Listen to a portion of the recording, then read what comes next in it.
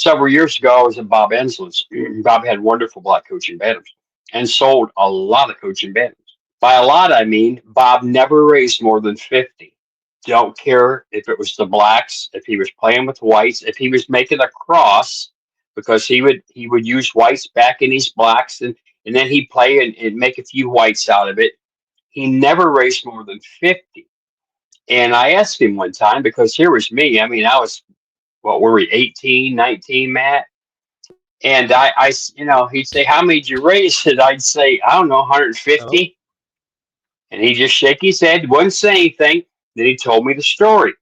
And he told it in this way. His dad was a coaching breeder also, and something else, and I can't remember what. His dad had buffs, I think, Matt, back when all the old boys over there used to have mhm. buffs.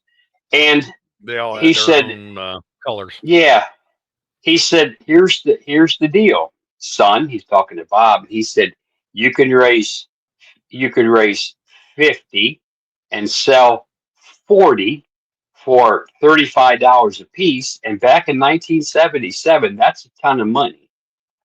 Or you could raise 150 and sell 140 for $10 a piece. What do you think is best?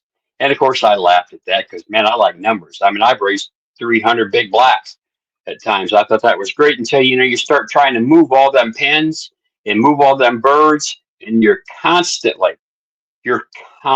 moving birds, more space, moving birds, calling, calling. Finally, you just get tired of that shit. So that's why your later hatches, they're not like them first ones. So, but I have found the percentage, even in buff bantams and all the crosses we've done, I almost get the same number of birds I want to keep if I raise 25 as if I raise 100. And I've raised 100 many times. It just doesn't, it's not a new breed. So you don't need the numbers. You Yep. should know what's there. It's And more important about the quality of what you're the, using and the than just care hitting that you can numbers. give that, and the care that you could give that quality. And if you raise 25, let's say you raise 50 birds and you keep five, that's 10%.